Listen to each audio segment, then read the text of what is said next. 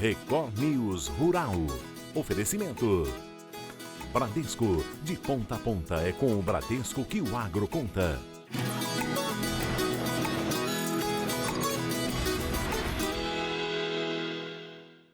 Oi, bom dia para você. O Record News Rural está no ar. A Agência de Defesa Sanitária de Rondônia orienta o produtor que usa a internet para declarar o rebanho a atualizar informações sobre os bovinos, tanto de gado de corte quanto os animais com aptidão leiteira.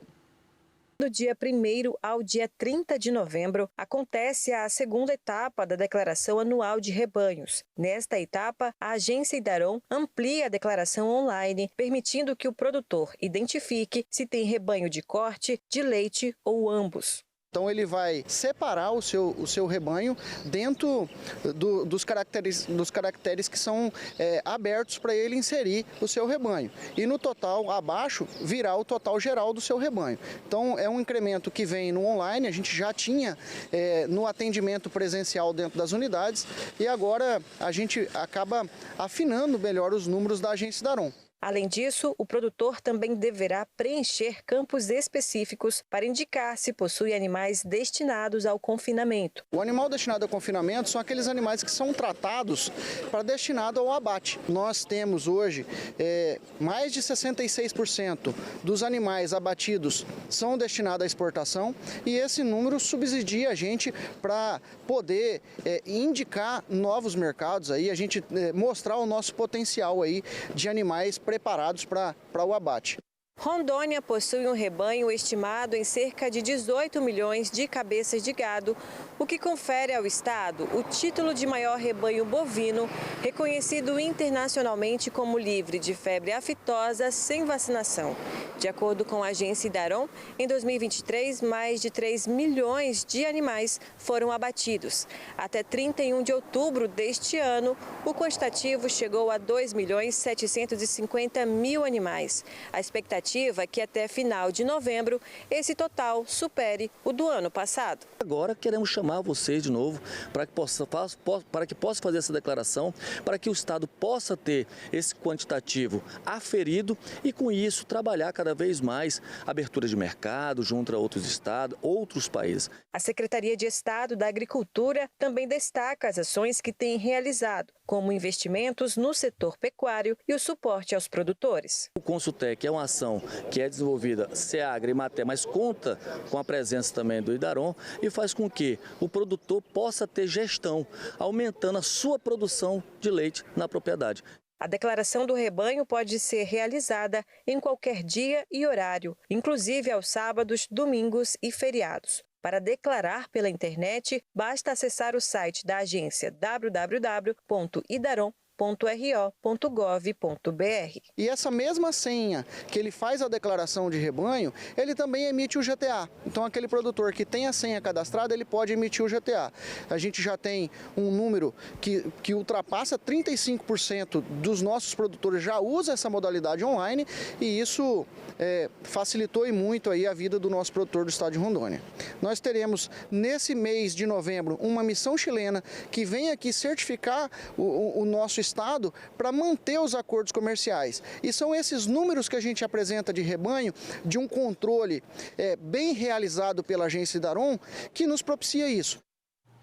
Os preços das carnes de porco e de boi estão subindo aqui no mercado interno, reflexo da baixa oferta de animais para abate. A maior demanda doméstica típica de início de mês por carne de porco tem feito os preços do suíno vivo e da carne subirem nos últimos dias. Os valores atingiram as máximas nominais das séries históricas do CPEA. A procura externa também segue aquecida, o que tem feito a indústria procurar por novos lotes de animais em peso ideal para abate. A carne de boi também segue em alta. Levantamentos do CPEA já apontam negócios na marca de R$ 330 a arroba no estado de São Paulo. Ao longo de outubro, o indicador CPEA-B3 acumulou ganho de 16%, a média de R$ 301,13. Com a retomada do período de chuvas, pesquisadores do CPEA apontam a recuperação da oferta de animais para abate à medida que as pastagens se recuperarem e os animais ganharem peso. No atacado da Grande São Paulo, a carne com osso continua em alta. No acumulado de outubro, o aumento da carcaça casada de boi foi de 17%. Além de adoçante natural, o mel é um alimento cheio de nutrientes, mas é preciso conhecer a origem para não comprar produto adulterado e até prejudicial à saúde. A região da Cuesta de Botucatu, interior de São Paulo, é uma das maiores produtoras de mel aqui do Brasil. E um especialista dá a dica para identificar um produto de qualidade. O mel é um produto natural, rico em muitos benefícios e com ótimos valores nutricionais para a saúde. E para assegurar a qualidade, os apicultores da região seguem boas práticas de produção. Em Botucatu, essa fábrica beneficia produtos como mel e derivados, com demanda mensal de 1 tonelada. O mel, quando chega aqui no entreposto, eles são organizados aqui dentro do depósito, eles são identificados com o nome do produtor, florada, e ficam armazenados aqui enquanto a gente leva uma amostra para o laboratório. O laboratório da Unesp faz essas análises e a partir do momento que chega esse resultado da análise, ele recebe o selo de aprovado. Após essa aprovação, ele vai para banho-maria e depois vai para filtragem e decantação. A partir do momento do envase, ele vai para rotulagem e depois para a expedição. Essa etapa de envase do mel, quando ele é colocado nos potes, é considerada uma das mais importantes para a produção. Para evitar contaminações, são utilizadas luvas, touca e máscara. Após esse processo, vem o rótulo para identificar e orientar o consumidor. Esse professor do Departamento de Produção Animal e Medicina Veterinária Preventiva da Unesp de Botucatu explica um teste simples de ser feito em casa para evitar o consumo de mel adulterado. Você pega a amostra de mel que você adquiriu, coloca uma pequena quantidade num copo, tá? E acrescenta o mesmo em água. Mistura muito bem e depois você acrescenta algumas gotas de solução de iodo a 2%. Esse iodo a gente encontra na farmácia. É bem simples. Se houver uma mudança de coloração, quer dizer que tem indicação que aquele mel foi adulterado, principalmente com glucose de milho ou alguma outra fonte. Outra informação muito importante, a gente viu nas imagens que o mel verdadeiro, ele está um pouquinho cristalizado. Todo mel puro, ele cristaliza e esse processo de cristalização, ou ele açucara, como a gente fala no linguajar popular, ele é uma propriedade inerente do mel, que está diretamente relacionada com a origem botânica. Então, aquele conceito de que o mel cristalizou, ele é falso, não é verdade, isso é mito, mas também o fato de cristalizar não significa que ele não pode estar adulterado. São vários tipos de adulteração e falsificação que podem ser prejudiciais ao consumidor. Já tivemos trabalhos avaliando essas qualidades de méis e você encontra, às vezes, altíssimos níveis de coliformes fecais. Então, assim, falta de higiene no preparo. Então, é um problema muito sério. E aí você pode estar adquirindo um produto que é fantástico, que não é o mel, é adulterado, e você pode estar fazendo mal para a sua saúde ou não ter os benefícios nutricionais e terapêuticos que o mel pode ter. A região da Cuesta de Botucatu é responsável por grande parte da produção de mel. Ela representa cerca de 30% a 40% da produção de mel do estado de São Paulo. Se a gente pegar a região aqui de Botucatu e Itatinga, ela aparece como a terceira maior produtora de mel do Brasil. A gente precisa passar a informação para o consumidor para que ele saiba o que realmente é um mel de qualidade. E o consumidor também, quando for buscar o mel, buscar de um apicultor que conheça, que garantindo assim a qualidade do produto. Com a abertura de novos mercados, mais países passam a comprar os produtos brasileiros. A partir desse mês, o Peru receberá maçãs do Brasil e o Marrocos passa a comprar o nosso azeite de oliva. O governo peruano autorizou a importação de maçãs brasileiras esse mês.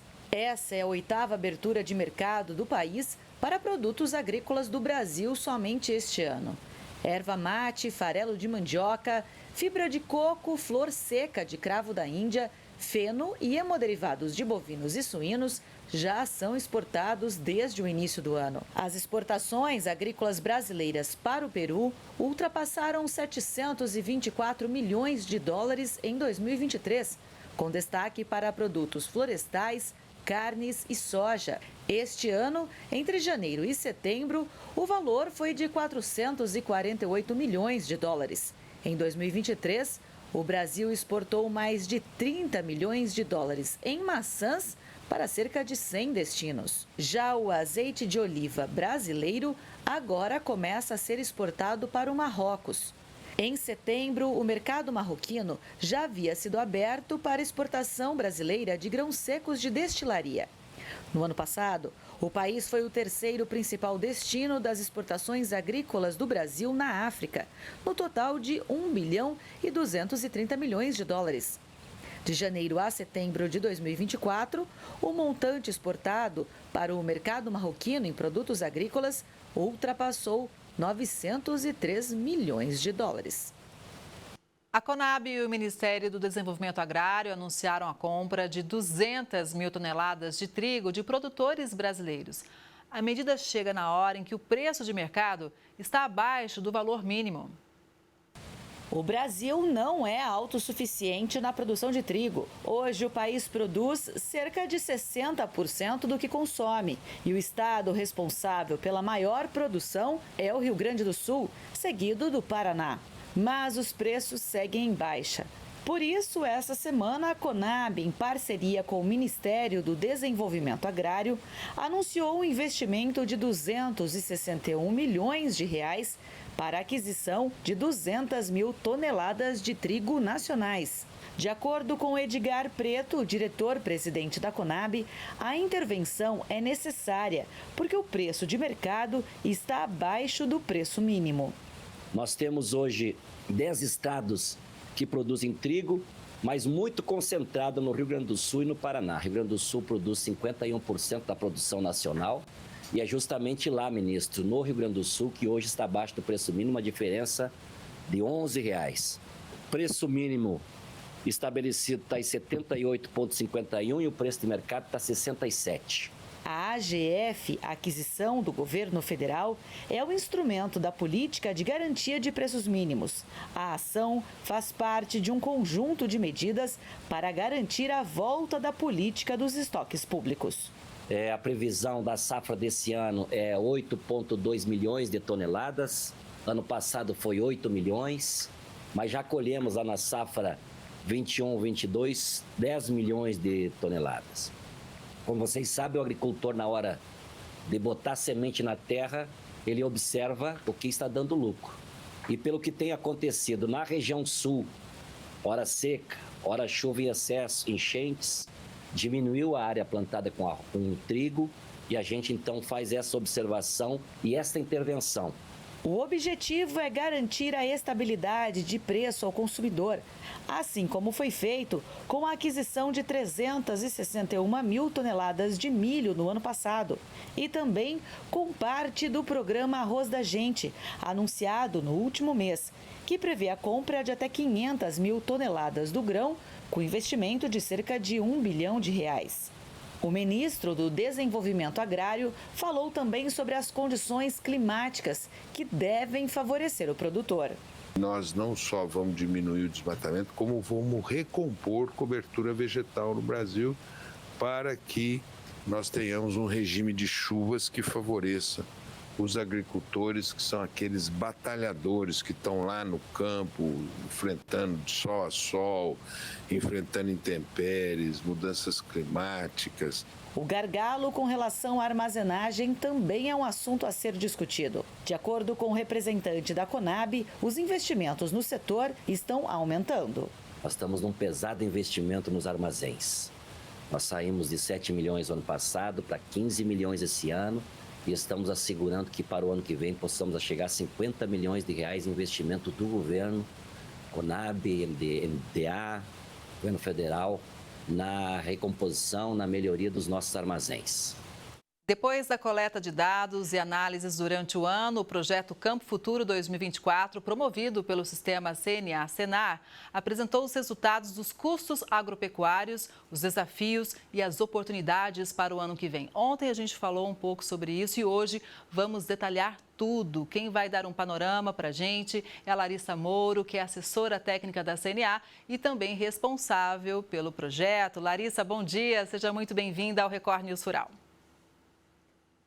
Bom dia, Kelly. É um prazer estar aqui com vocês hoje, conversando um pouquinho sobre os resultados que tivemos ao longo desse ano e o que a gente espera para o próximo ano. Então, a gente vai falar muita coisa importante para o setor, mas primeiro, Larissa, vamos deixar bem claro para todo mundo esse trabalho, né? Houve uma coleta de dados durante o ano todo, tudo foi analisado para chegar a esses resultados, não é? É isso. Iniciamos em torno de abril os levantamentos de custo de produção. Fizemos aí cerca de 154 reuniões com produtores, técnicos de campo, representantes da revenda de insumos, em cerca aí de 125 municípios de 20 estados do Brasil. E aí abordamos diversas culturas, né? Pecuária de corte, leite, aves, suínos. Dentro da fruticultura, diversas espécies, né? Na aquicultura também. E aí agora, no final, em agosto, em setembro, nós realizamos eventos regionais, um evento em cada região do Brasil, para levar para os produtores e também para toda a sociedade os resultados desses custos de produção, como é que está a agropecuária nacional e um pouco também das perspectivas para o próximo ano. E aí ontem tivemos aí um encontro aqui em Brasília, para trazer esse panorama geral nacional, principalmente para a pecuária de corte, leite e soja e milho do Brasil, né? E um comparativo também mundial.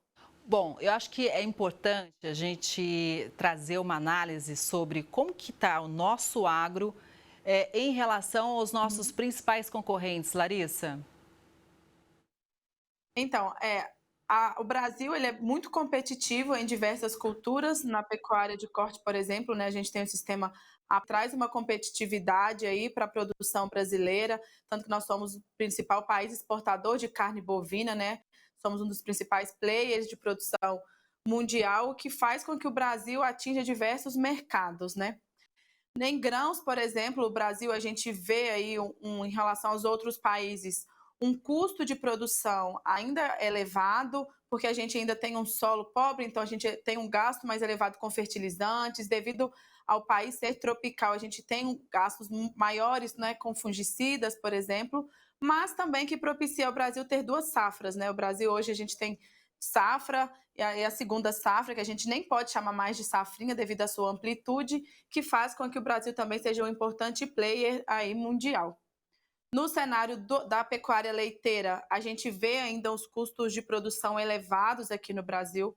A gente tem um potencial de aumentar a nossa produção brasileira. A gente está vendo uma mudança, né, em sistemas produtivos, maior eficação devido às margens apertadas. Os produtores, para se manterem na atividade, a gente está vendo aí essa intensificação da produção, aumentando a sua produção diária, fazendo com que a gente amplie um pouco a nossa competitividade frente aos outros países, né? A gente viu em 2023 elevadas importações de leite de países vizinhos, que comprometeu muito a margem no Brasil. Ano passado, dos levantamentos que nós tivemos aí, basicamente em todo o Brasil, margens negativas, o que levou também muitos produtores a saírem da atividade. Esse ano a gente pegou um pouco de recuperação nos preços do leite, que favoreceu as margens na pecuária leiteira, mas ainda estão muito estreitas, né? Está sendo suficiente para cobrir os custos, mas para fazer reinvestimentos na atividade ainda está um pouco complicado. Larissa, eu tive a oportunidade de estar com vocês em Brasília, eu vi muita coisa importante, por isso que falei, vamos trazer para o Record News Rural essas informações que são estratégicas. E é claro que existe todo um cenário internacional com relação à concorrência e o custo de produção, mas eu achei muito interessante também a análise que o projeto trouxe da porteira para dentro, ou seja, a gente precisa fazer, o produtor precisa fazer a lição de casa para gerenciar melhor também a sua propriedade e os seus negócios, não é? É isso, um dos intuitos do projeto, né, além de fazer esse levantamento de custo de produção e subsidiar aqui a CNA na elaboração e no aprimoramento das políticas públicas em defesa do setor e de ampliação da competitividade do agro brasileiro, é levar a importância da gestão para dentro das porteiras, né, para dentro da propriedade rural brasileira. Fazendo esse gerenciamento que a gente consegue aí atingir margens favoráveis, aumentar o investimento na atividade para que o Brasil se torne ainda mais competitivo no setor. Então, o Campo Futuro, além de fazer esses levantamentos, a gente faz discussões com os produtores ali, traz previsibilidade de preços, indicações de melhor momento de compra de insumos ali para conseguir expandir a sua margem e ver em que ponto ele pode atuar para conseguir fazer com que essa rentabilidade aumente na sua produção. No painel de custos e eficiência na produção de grãos, também teve muita coisa importante. O que a gente pode dizer em relação à soja, primeiramente, e ao milho depois? A gente vê que essa safra agora, né, 24-25, a gente até fala que ela iniciou com o grande desafio de recuperar os prejuízos que tiveram da safra 23-24. A gente viu aí margens negativas, principalmente para o milho, segunda safra. A gente teve preços baixos e uma produtividade, uma queda acentuada na produtividade. Em algumas regiões, a gente viu aí que a seca pegou o período de enchimento de grãos, o que prejudicou a produtividade. E as chuvas na hora da colheita, né? O que teve ainda maior impacto. Teve uma redução de custo da safra 23-24 em relação à safra 22-23, mas essa queda na produtividade ou essa redução de custo, fazendo com que a gente tivesse margens estreitas, quando não negativas. O mesmo cenário aconteceu para a soja. A gente viu aí produtividades aquém, né, do esperado, com margens muito estreitas. A gente viu aí redução de cerca de 30% a 40% em relação à safra anterior. Para a safra 24-25, a gente viu que ela iniciou num ritmo um pouco mais lento, mas já recuperou, com avanço aí, um ritmo de plantio de mais ou menos 53% no Brasil. A gente vê uma redução de custos, e aí o preço agora um pouco melhor do que da safra passada, a gente já vê uma perspectiva mais positiva. A gente tem que ter atenção, né, para a soja, porque a gente deve ter safra recorde. No Brasil, no mundo, os estoques estão elevados, então os preços não devem seguir aumentando demais. Os produtores devem ter margens positivas, mas estreitas. Para o milho, segunda safra, a gente vê ainda assim, uma expansão da área, porém menor, uma produtividade talvez assim mais favorável. A gente está vendo aí a tendência, né, do Laninha, mas sem grande intensidade, o que não deve prejudicar as produtividades. A gente está vendo o mapa de clima aí favorável, com chuvas ao longo desse período aí produtivo, então deve favorecer a produtividade e segurar os preços aí até a época da safrinha, mais ou menos. Pois é, o que a gente pode dizer em relação à China, em relação aos nossos grãos? O país deve diminuir a compra? Qual que é a previsão? Então, a expectativa é de que reduza um pouco essa compra, mas o Brasil é um grande player, né, mundial. Então, assim, a nossa competitividade de exportação, ela se mantém e a gente consiga ainda manter novos mercados para a soja e para o milho brasileiro, né? Exatamente. Larissa, agora vamos mudar, vamos falar um pouquinho mais da pecuária de leite, que eu sei que é uma área que você gosta bastante e que a gente tem mostrado aqui no Record News Rural, muitas vezes, o produtor reclamando da atividade no sentido da baixa remuneração. E houve uma discussão importante sobre como o gerenciamento da atividade faz toda a diferença para ela ser, sim, lucrativa e muito lucrativa, né? É isso, a questão do leite, né, as margens são sempre muito estreitas, a gente tem que trabalhar o preço do leite, a gente vê, ele tem um impacto muito forte, né, nas margens, mas o que dá a cargo do produtor é o custo dele, então o gerenciamento na pecuária leiteira é muito importante. A gente vê aí propriedades em foco geral, assim, margens estreitas, mas propriedades sendo rentáveis, propriedades que estão tendo até a ampliação da sua produção, porque estão tendo aí atratividade com relação aos resultados econômicos. Uma atenção na parte de nutrição, de qualidade do leite,